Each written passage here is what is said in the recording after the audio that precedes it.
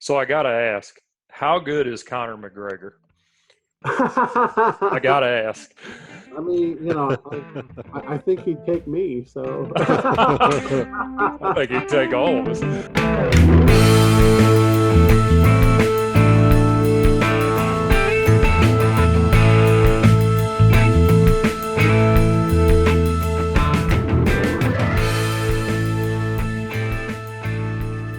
Welcome back. Another episode, Process, Preparation, and Performance. Your host, Bill and JR. We're here with a very special guest today, Coach Gibson from Westminster. We're going to dive into that in a minute. Coach, how you doing? I'm doing very well. Thank you for having me on here. Absolutely. Big things happening today, JR. Big things. You got a text message today from the body shop about your car. And we've been talking about this on a couple of episodes. So give us an update, man. Where you at? I don't know how my car has become such a I guess a great topic, but a little more damage found, so the initial estimate's probably going to go up. So I'm going to make a guess here. I think probably 15,000 probably on it. Oh my goodness. I don't even know if my car is worth $15,000, to be honest with you. But that's all right. That's all right. Let's go straight to Coach Gibson. Coach, thanks for being here. You're at Westminster. You guys just got a new facility, a new field, didn't you? We do have a new field. Yes, sir. How is it? The field is beautiful. We're still working on the stadium, but the field is absolutely stunning. When I was there, it was the grass field still a nice place, still a great crowd on a Saturday. One of the young men that we coached out of Blair Oaks happened to play there. Great young man. He was on the field. I got to watch him play, so that was pretty special for me. But kudos to you guys with the new field, the new stadium. You guys certainly deserve it. You've been a presence here in mid-Missouri for a long time. Tell us how you got to Westminster. I'm actually a professor at Westminster. I came to Fulton in 2009 as an assistant professor of political science. I'm now a full professor, and I'm actually I will be coaching the defensive line at Westminster starting in the fall after 5 years at South Callaway with the Bulldogs. And Tobias, you mentioned being a professor there. I came up in 2015 to a symposium that you guys did called Security versus Liberty, which I believe you chaired. And you guys had some fantastic speakers up there. You had Jay Johnson, who was the Secretary of Homeland Security. You had, a multitude of people. I really enjoyed listening to John Rizzo, who was a former CIA lawyer. And you mentioned Westminster. In and of itself, it is a fantastic school. We're a great school.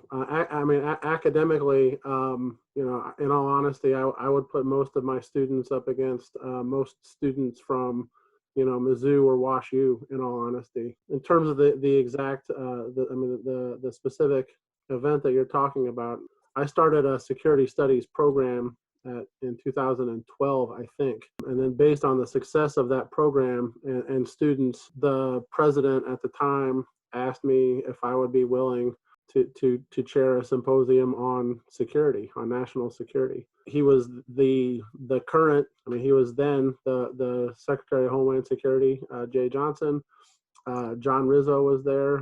As you mentioned, he was a retired CIA attorney. He was actually the acting general counsel of CIA when he retired, which means that he was basically the head attorney for CIA. Mm-hmm. And that actually, he was somewhat infamous by the time he retired for reasons we can discuss if you really want to. But we had Laura Donahue, who I think just stepped down from being the National Security Law Program chair at Georgetown. We had a whole lot of really excellent speakers. I know even some of the past symposia that you've done, you've had speakers like, I made a list here. It's unbelievable. RFK Jr., James Baker, Roberto Clemente Jr., Bernie Sanders came in. It's just amazing the services that Westminster can provide for students. And not only that, but the surrounding community can go to these and just feel free to join in and just listen to the speakers. Absolutely. And I have to say, so two things. One of them is that, of course, having Churchill speak here in 1946 is very much a draw for people who are interested in national security. For the purposes of the audience who I hope is listening to this, I think it was 2 or maybe 3 years ago, we also had Bennett Amalu, the doctor who Mm-hmm. tied CTE in particular to football through Mike Webster, the former Hall of Fame Pittsburgh Steelers center. So I mean, we do in fact have a lot of really interesting speakers who I think offer a wide range of very important perspectives. That's incredible. All those people right here in mid-Missouri. I get asked all the time, why'd you come back to Missouri? You're in Chicago. Why? Well, it's reasons like that, man. It's right down the road. Think about that. And a little personal story, for years, even in college, I had my favorite poem hanging on the wall. It was by Winston Churchill. Never give in, never give in, never, never, never, never, nothing great or small, large or petty, never give in. And I had it hanging on my wall. And coming here to mid-Missouri and you're driving by and you see the Churchill reference on the road, you know what's going on there at Westminster.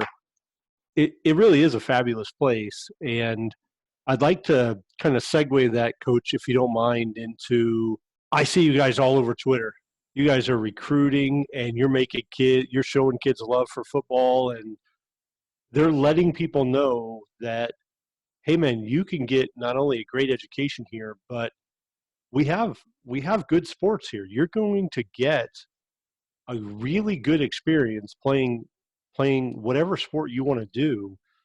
Tell us about the recruiting efforts at Westminster, and it really seems like you guys are super passionate about it. So if you don't mind diving into it, I would love to hear any info you have about it. I don't, with the caveat that I haven't really done it as a coach. I've seen it done. I've certainly taken part in interviews with incoming prospective athletes, but I am not on the road recruiting. My primary job is as a professor. With that being said, I think something like 55% of our student body participates in intercollegiate athletics. Wow. We 55%. have really good football. We have a women's basketball team that has consistently won conference. We have good baseball. Several of my students have done things like run cross country and then gone on to the FBI and law school, and I mean just a wide range of careers. One of my favorite students right now is a basketball player, and he's good. I mean, he's good enough to play Division III basketball, and he's a smart kid. But he came to Westminster because he loves basketball. And if he can, if he can play it for 4 more years while getting a world-class education, he wants to do that.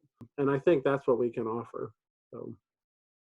And Tobias, you're going to write a 3-part article series for us on martial arts and defensive line play. And when we initially talked about that, you mentioned there was a training session that occurred with the Dallas Cowboys and 2 martial artists, one of who trained with the infamous Bruce Lee. Can you tell us about that a little bit?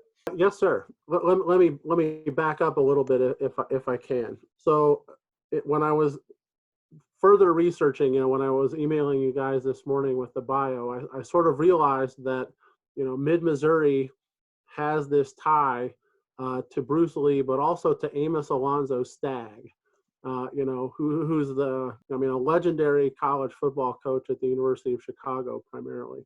He won 2 national championships, 7 Big Ten championships. And so after he retired, he volunteer coached at a high school in Stockton, California. And Stockton, at least at the time, I won't pretend that I know a lot about the demographics of Stockton today, but at the time in the 50s, it was a sort of landing spot for Filipino Americans, and so there were a whole lot of Filipino workers coming in from the Philippines, and second generation by then. And one of the players who Stagg coached as a volunteer high school coach was a guy named then Danny Inosanto. And Danny Inosanto went on to be Bruce Lee's training partner, student, and teacher. And so a lot, so he's a world-class martial artist. He's had an incredible influence and continued the influence of Bruce Lee, quite frankly, in Jeet Kune Do, which is Bruce Lee's art, but also in Filipino martial arts, that he's helped sort of codify and popularize.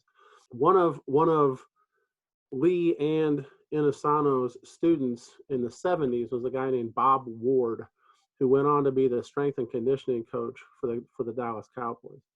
And what I found is that at least by 1979, Ward, using his ties to Inosano, had brought Inosano into the Dallas Cowboys training facilities as a quote guest lecturer.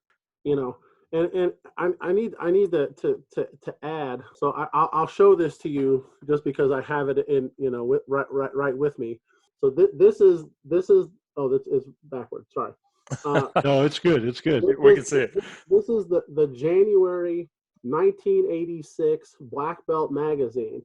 That if you see down here, it says Dallas Cowboys. Oh my gosh.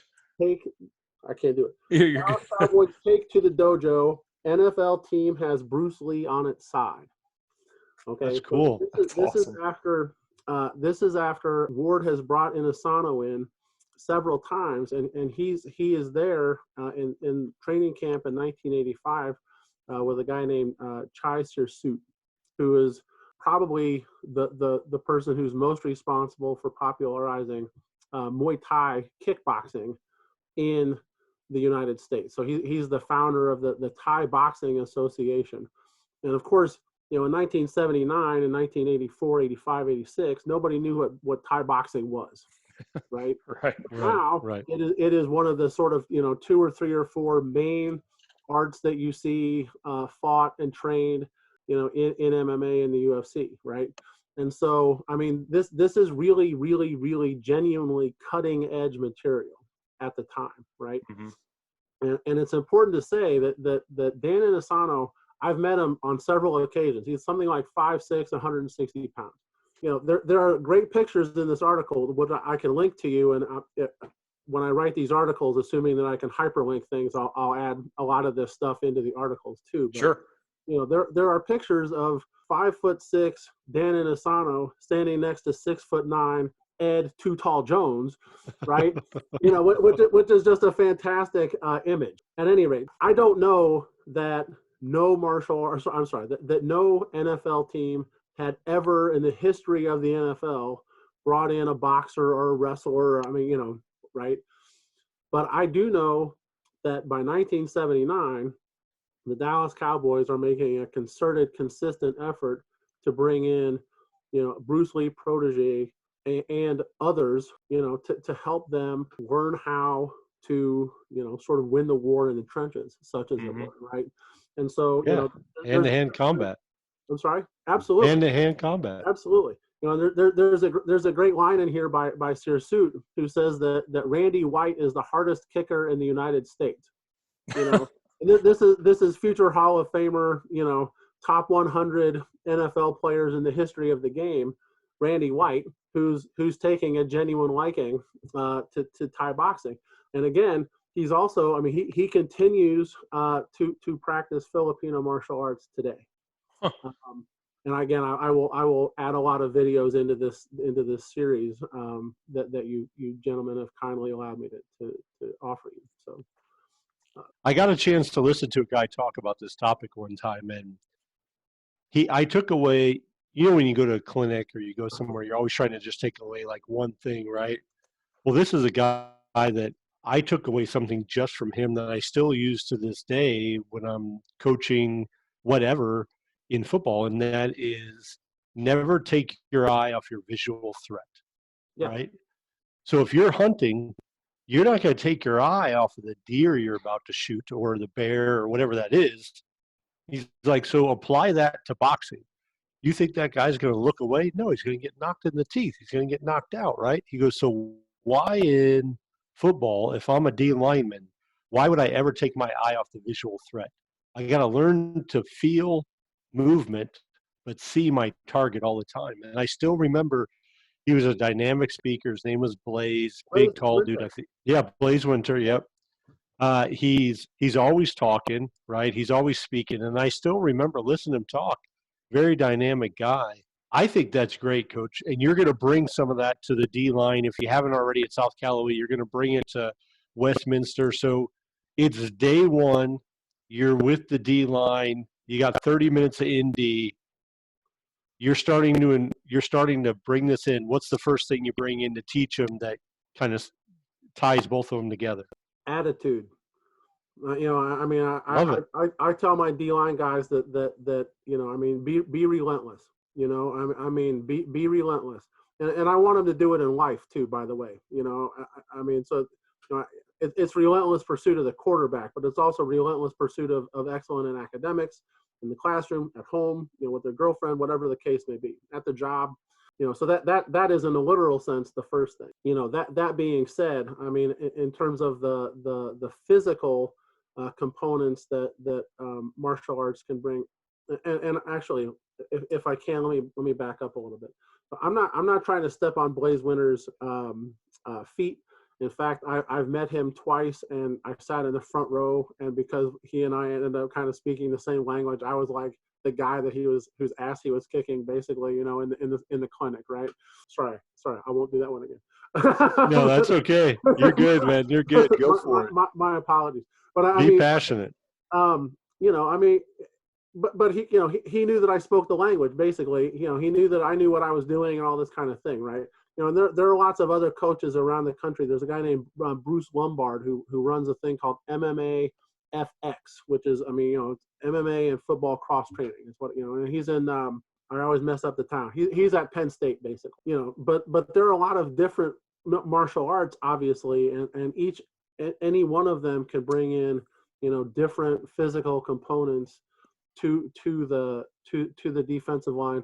Linebackers and safeties and running backs, I mean, some of it is footwork, right? So, I mean, with Filipino martial arts in particular, we have a lot of what I think is pretty, it's a lot of movement on triangles, so, I mean, we've got these, diamond shaped sawtooth is one of my instructors describes it. So these sort of zigzagging, patterns that we do in conjunction with swinging a stick. Jeet Kune Do, Bruce Lee's art. I mean, a lot of what you see in Jeet Kune Do is very tight. I mean, like to the center line, hands.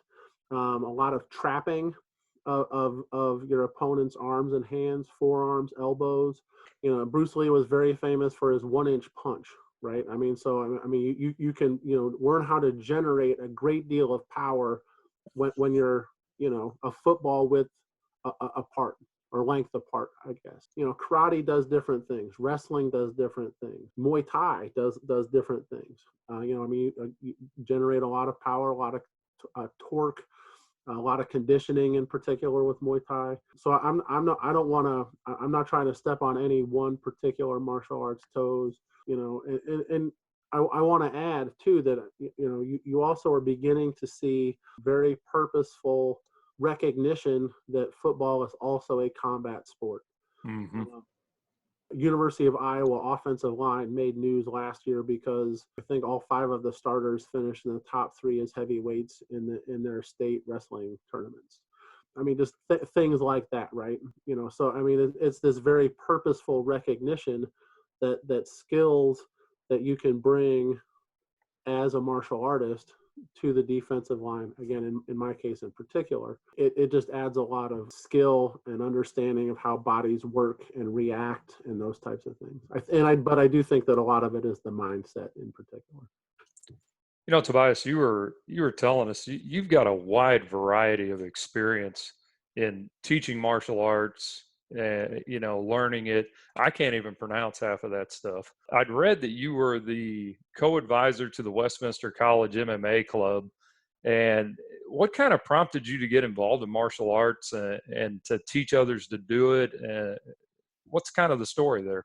It's actually 2 sort of separate stories. In some very real ways, what I do is teach all the time. So again, I'm a professor who spends at least, the majority of my professional life, either in the classroom or in office hours or, I mean, that type of thing. So in terms of the teaching component, I've been doing that purposely since I guess 1998 is when I first taught at least what amounts to my own class. In terms of the martial arts, I watched all the Bruce Lee movies that that kids did. Yeah, man. Absolutely. I watched John-Claude Van Damme, and I was gonna join it and go fight in the Kumite, and Yeah. Steven Seagal had like 4 good movies in about 4 years when I was a kid. I mean, Maybe you know what 4, I mean? maybe. Like, and I was a high school wrestler and I played football. So I mean, in terms of formal martial arts training, I didn't start until I think 2002, and Aikido actually was one of Steven Seagal's senior students. Was my first formal training. Wow. I decided that I didn't, that art and I think will be better when I'm 70. And what I mean by that is it is the gentle art. My first Filipino and Filipino martial arts instructor and JKD instructor, Jeet Kune Do instructor, basically told me that at the time I lacked finesse. I think I'm quoting him. And I mean, I kind of brought that football mentality and that wrestler mentality to the to the classroom at any rate. So and that being said, that actually kind of helped me. That comment and some other comments by another instructor really kind of helped me find my path. What I teach primarily is Filipino martial art, or and sort of the applications thereof. So I'm an instructor. I'm a red tag instructor in Dog Brothers martial arts, which is it is meant to be a very useful a martial art with application. It is not what my instructor would describes as martial arts and crafts. I'm an instructor under Hockheim, who is very much he has a very direct route Right. Not a belt factory type of place. But I have spent I think 250 or so hours in Dan Inosanto, Guru. I want to stress that Guru Dan Inosanto's seminars. And he teaches a lot of Filipino martial arts and Thai boxing and Jeet Kune Do and a Pacific Island art called Silat, which has a whole lot of different methodology. So. Funny story, right? I'm growing up and martial arts was in the family for my father and my uncle. And my father has told me numerous stories about all the stuff they did as kids. And it was very much like what you're talking about, Coach Gibson. It wasn't a belt factory type of place. It was a place where you got in and you learned, and it was very much disciplined. And, my dad tells this story about it, that he trained with my uncle and a guy named Ernie Hart. Ernie Hart was a nobody in South St. Louis to start with, right? Well, fast forward, my dad and my uncle go off to Vietnam. Ernie Hart goes and becomes the teacher of martial arts to Hollywood. Totally different paths. So one guy is teaching actors how to kick. The other guys are kicking people, right? So they take a totally different path. But I completely agree with what you're saying, Coach. It is an attitude thing. And it's an attitude thing about discipline and how to motivate yourself during times when things maybe aren't comfortable. And if you can apply that to your D linemen, man, your defense is going to be pretty stout, Coach. It's going to be pretty good. I'm gonna enjoy coming to Westminster on a Saturday and watching some D line play. I know that. I want to know how. Welcome. All right, perfect. I want to know how you got into football, Coach. How did that happen? You were at South Callaway for a while, and now you're going to go coach D-line at Westminster. How's that jump feel from high school to college? So let me begin. I didn't start coaching football until I was at least early 40s, but I've always loved football. I mean, again, I played football in high school, and it meant a lot to me. and I've watched a lot of football. My older son, he started watching football about the time that the Saints beat the Colts in the Super Bowl '09, I think that was. At Westminster, we hired a new professor whose husband still is, I guess, Tucker Bartley at South Callaway. He and I kind of connected through her, and then when South Callaway went to state in 14, a lot of the coaching staff left, which meant that there was an opportunity because of the turnover, and I went down and talked with Tucker and Coach Hess at South Callaway. Mm-hmm. And, in all honesty, that was one of the best things that I've ever done. South Callaway is very much a home to me. The coaching staff and the kids and a lot of the parents mean a lot to me. And because my son actually had a fair amount of interest in football as well, Coach Hess was kind enough to let him do scouting reports. And, so, he actually worked for Coach Welty at Westminster before I ever did. Okay. I still haven't. Right. He spent last year doing stuff with Welty, work study. Last year, one of us got paid to coach football and one of us didn't. At any rate, so like I said, I've been teaching, and I've been teaching physically, at least 5 or 6. Well, I've been teaching again for a decade or whatever before that, but I've been teaching, martial arts for 4 or 5 years anyway, and that's pretty much what I told them, I watch football, I'm not a football strategist. I'm a football tactician, if you will. Yeah, sure. But I think that at least most of your listeners will agree that South Callaway football has been really good for a while.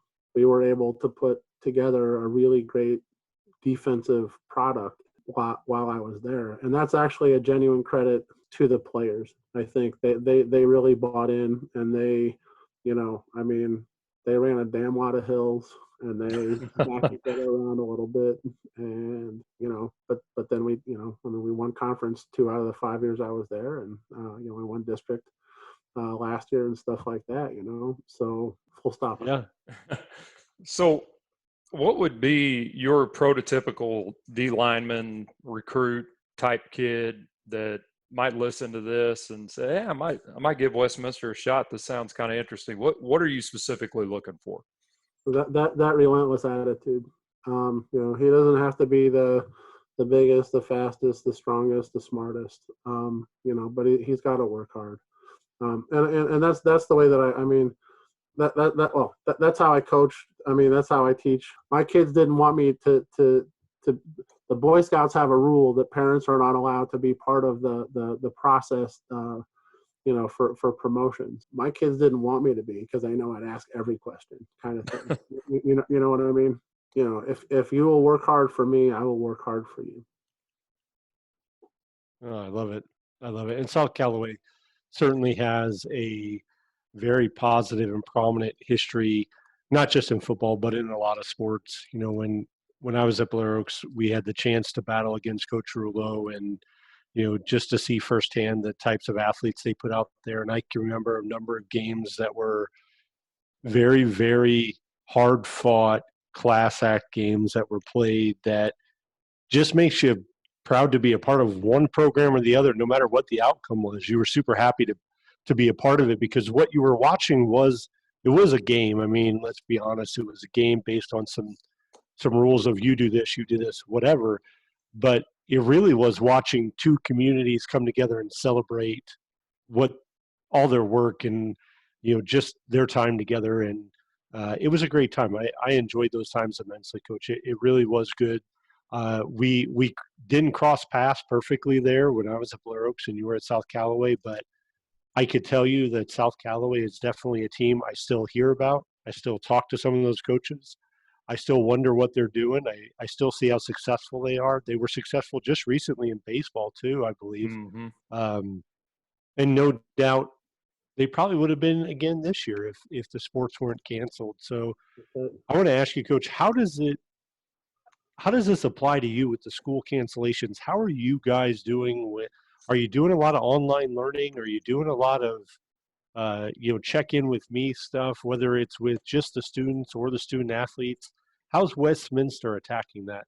I mean, I'll tell you that we're all online, and I have had more phone calls with students in the last, what are we up to, 3 weeks, I think, Yeah. in the last 3 weeks than, I mean, in all honesty, than I probably ever have. I mean, maybe even in my entire teaching career. But we have to do it again. I mean, it's not quite the same thing as office hours, but I mean, Yeah. How are the students handling that? I don't think we've had anybody really tell us from a college university perspective. I think overall they're doing pretty well. And I mean, with a lot, again, a lot of caveats, right? I mean, I've I'm kind of a part-time administrator also. So I've actually gotten to sit in on a couple of classes. I mean, not unlike this, but I was always on mute. Yeah.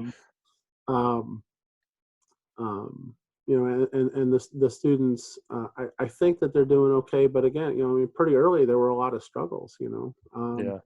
Um, a lot of places in rural Missouri and rural Arkansas, and I mean probably rural lots of places, but the ones that where I have students, there are kids who are making drives into McDonald's so that they can connect in the parking lot. Yeah. I mean, stuff like that is really hard. Yeah. I mean, I was really excited when I saw that. I mean, from a South Callaway, rural Missouri high school perspective, it was very nice that the Hams Prairie store opened up Wi-Fi for the kids down there, and they did. I mean, That's awesome. kind of talking about community and stuff, right? Yeah. Right. Yeah, that's awesome. It's really nice when the community steps up to take care of their own. Yeah. I think there's been a lot of challenges with that because I know even at Jeff City, we've left the Wi-Fi up around the school to where if kids don't have it, they can go over to the parking lot or whatever and use it. And so much stuff it's easy to say, well, it's online, but some people still just don't have access to that type of stuff, or at least the connection speed to do it. And so, kind of like you were mentioning, I think a lot of communities are struggling with it from a student perspective. Just how do we service them, and how do we make sure that school can still continue, even though you're not having those face-to-face conversations every day. Absolutely, but I also want to say, I mean, I definitely want to send I'll go with shout out. I mean, a note of thanks to the coaches and the teachers at every level, the things that they are doing for the students is amazing, across the board. And it's also important, I think, for us to know that the professors and the teachers are also missing out. I mean, like it is not the same thing to sit in a class like this or whatever, and not feel the energy of the students, and Yeah. I teach better when I know that the students are excited about the stuff that I teach. It's not unlike coaching, or coaching isn't unlike teaching, right? I mean, Yeah. I think if you've been around the coaching profession for, I mean, at least as near as I can tell, more than a season, and I haven't done it for 20 or 30 or 40 years, right? But I mean, there are years where, for whatever reason, your position group or, the whole defense, or, I mean, whatever, right? The sophomores, they're checked out, right? And it makes it more difficult. I mean, you still need to figure out a way, how to sort of bring the noise a little bit, right? But Right. but when your guys are excited, whatever that means, when your students, your team, when they're excited, man, I mean, it's easy to coach, it's easy to teach. But when there's a disconnect like this, I think that the faculty members are also feeling it. So again, I would like to send a special thank you out to all of them. Absolutely. So I got to ask, how good is Conor McGregor? I got to ask. I mean, I think he'd take me, so. I think he'd take all of us. Probably so. Coach, I think I would just like to impress this point that sometimes Division III sports get a negative connotation, like kids feel like they're settling for something. And we've been fortunate. We've talked to the coach at WashU, the former head coach, Coach Kinbaum, the new head coach, Coach Keene. Westminster's here in our backyard.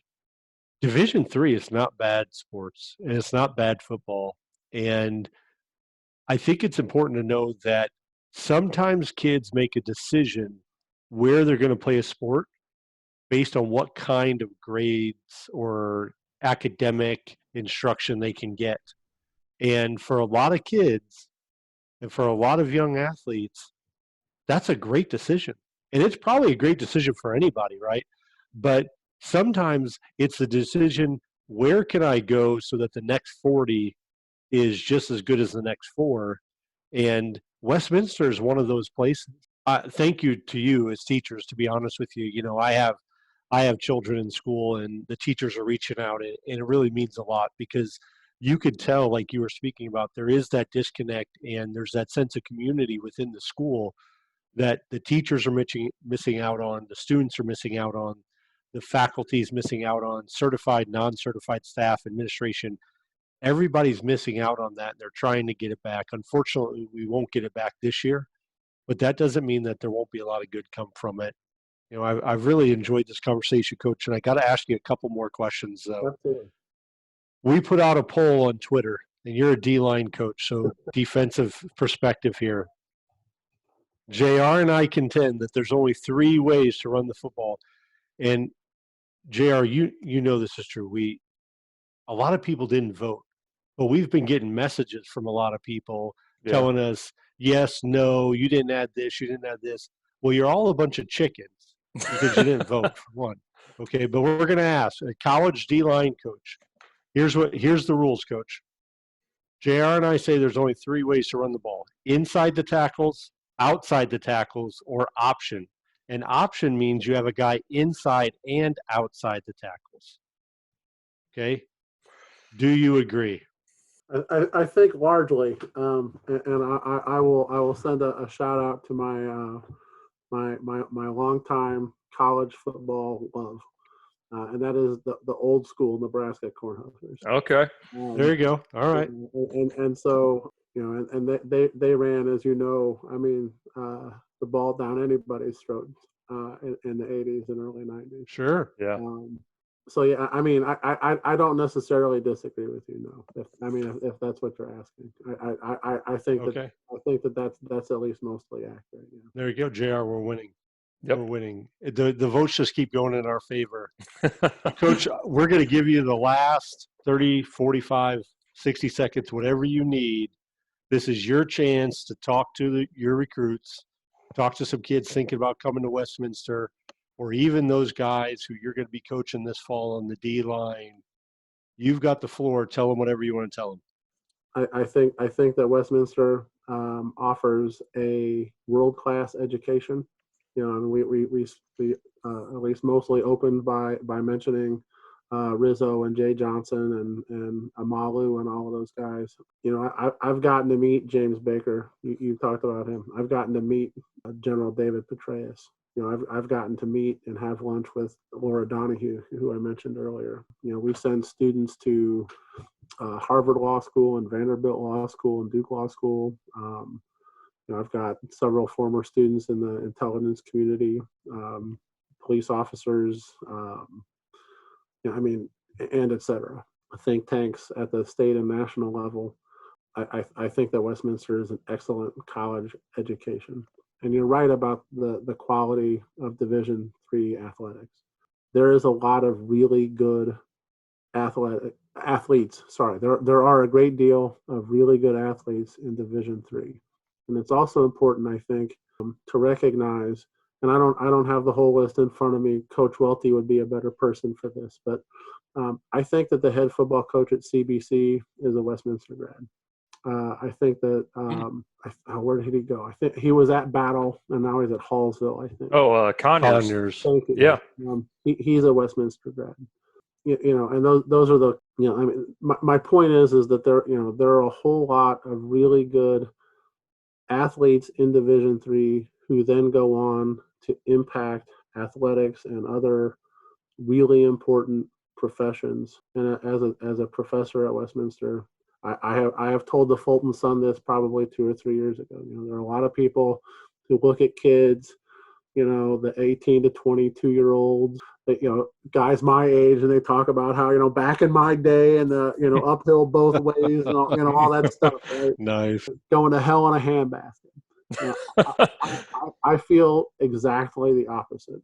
I have seen kids as young as 14 years old bust their hump to do what's good for their community, for their team, for their teammates, for their coaches.